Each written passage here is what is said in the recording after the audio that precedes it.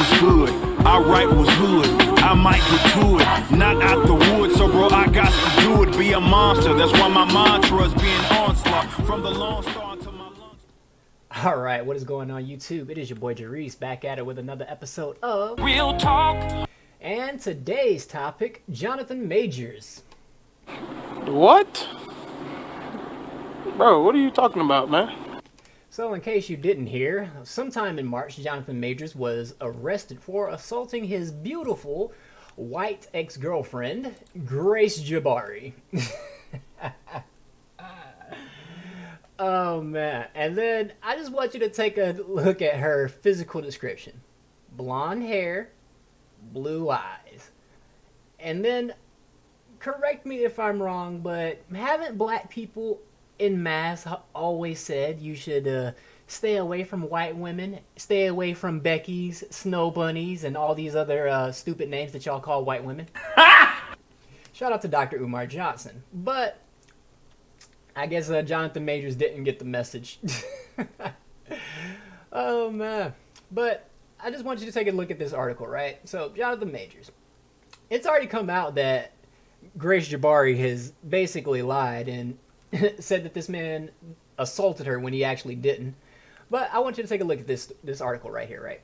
So, Jonathan Majors' extreme abuse allegedly goes back nearly a decade. So, I want to give a shout out to the Rolling Stone and all the staff for their highly investigative journalism going back all the way a decade and interviewing and making phone calls and talking to every single woman that Jonathan Majors has dated and finding out that he has domestically abused apparently every single one of them.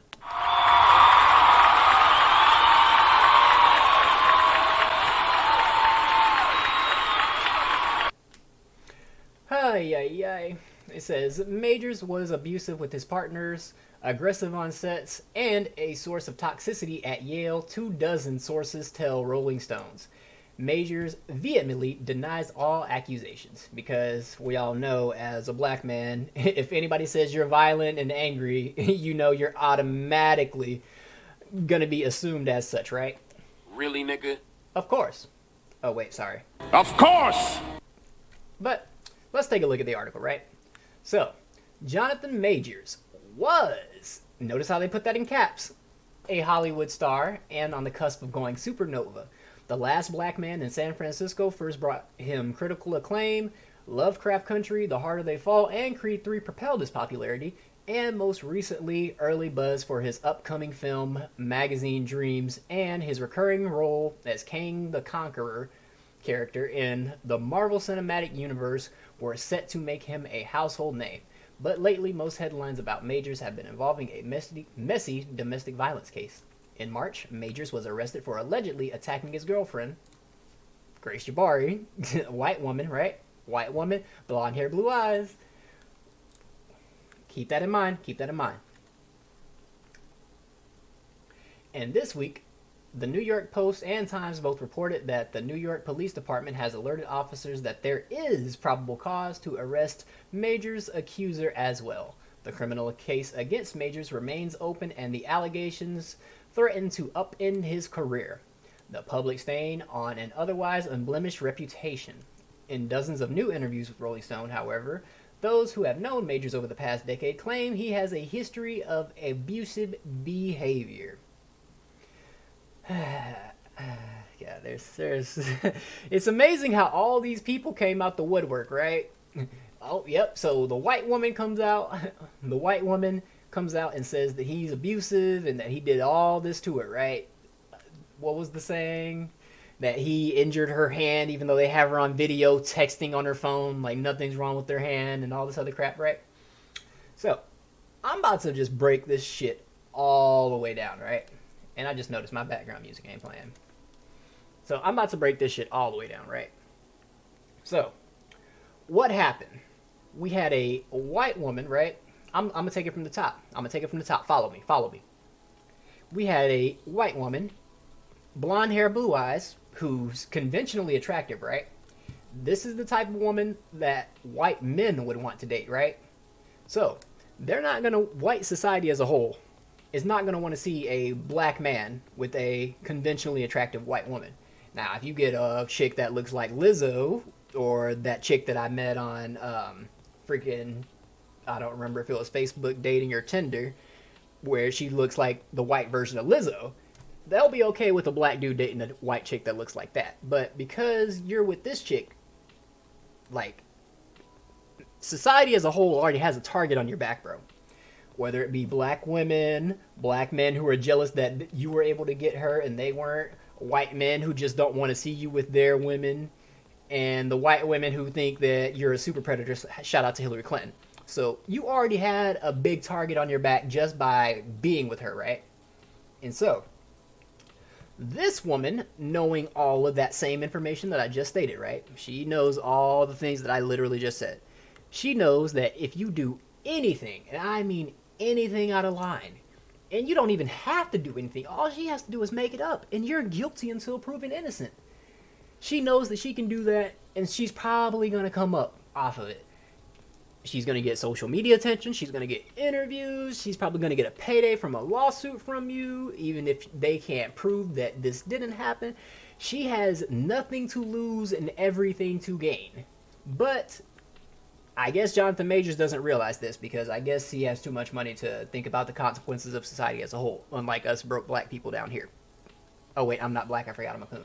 But knowing all that, right? You couldn't catch me dead dating a white chick in the year 2023. Especially one that's conventionally attractive? Nah, because that shit is a set up, my guy. So now, she's lying on you. She saw that you were a come up, easy lick, easy mark, as the cool kids say. And now, look at you. You're getting arrested, and now you're going on trial, and your career is probably about to get screwed over because of it.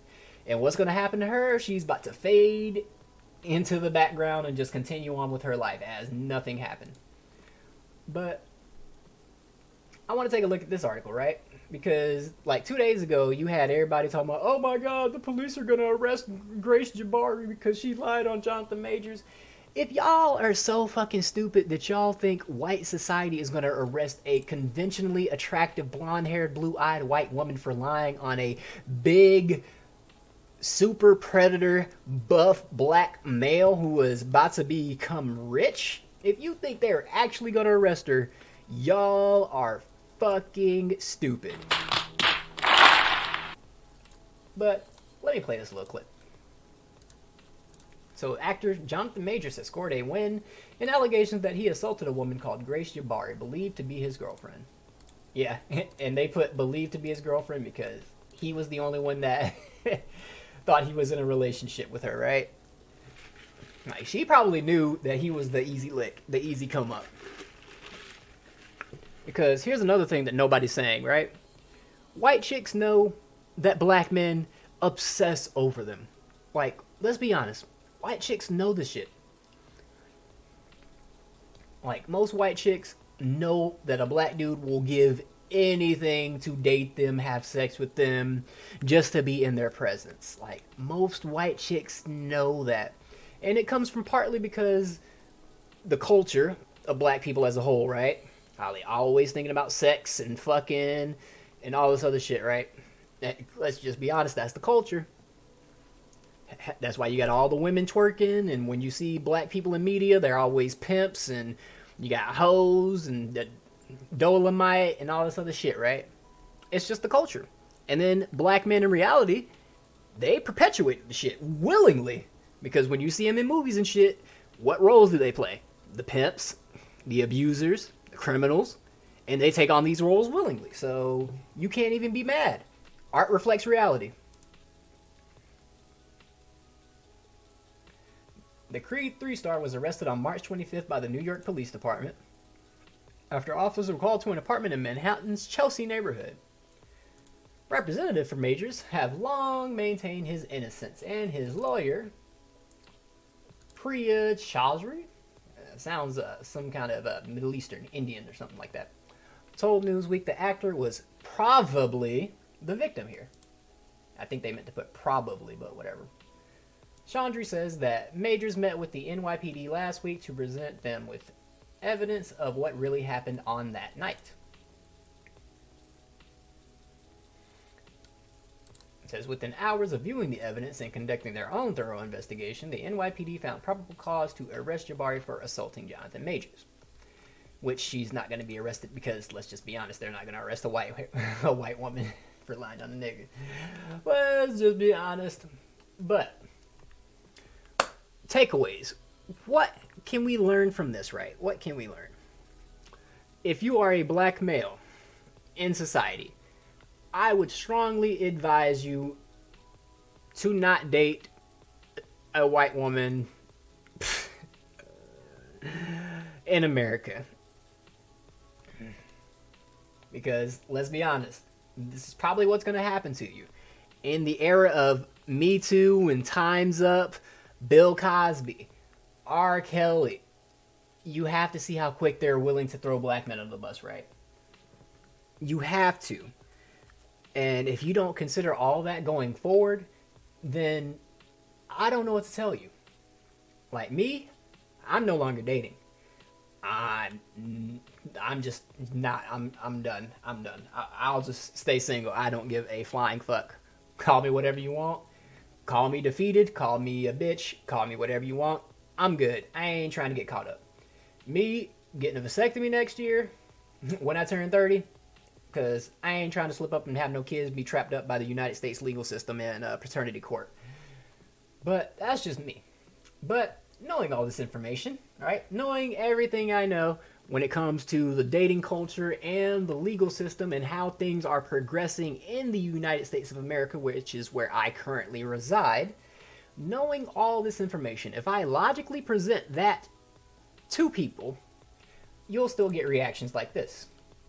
And I'm going to play this clip uninterrupted, just so you can see the mindset of another black male who I presented something to, but I kind of trolled him a little bit because I put a laughing emoji, even though I wasn't really laughing. It was kind of a serious thing, but you know.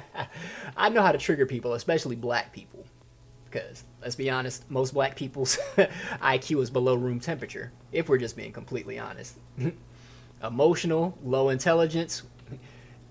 The culture as a whole doesn't value intellectualism. That's why you can have more black men quoting rappers and entertainers as opposed to actual intellectuals like Malcolm X and Thomas Sowell, but we won't get into that.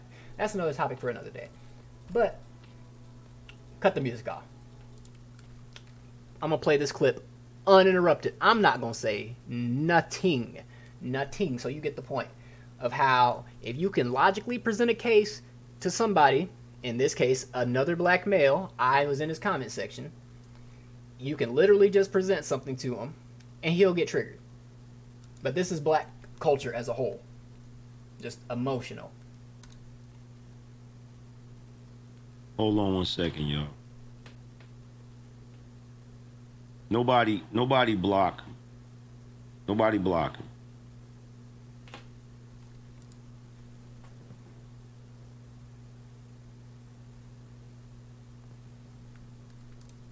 You see what I mean when I say that today's men don't understand fatherhood, they don't understand manhood, and they don't understand masculinity. These women have defeated you niggas. These women have fucked you up so much mentally that they were literally able to take one of the greatest things, one of the greatest gifts that a man has, and make it a negative and make it a joke.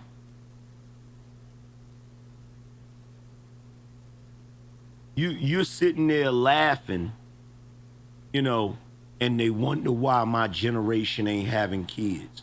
And you think that shit is funny. There used to be a time where the worst thing you could do to a man is make him a eunuch. There used to be a time where the worst thing you could do to a man was cut off his lineage. destroy his ability to sire a son, to carry on his name, to carry on his legacy.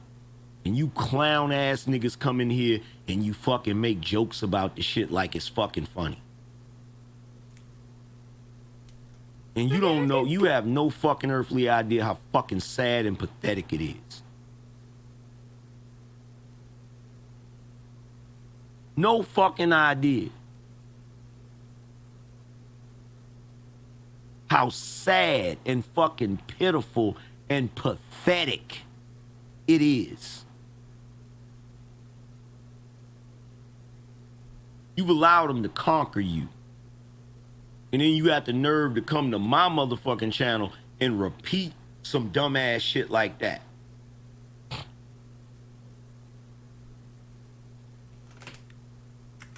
I think that makes me a little bit more intelligent than the average black male.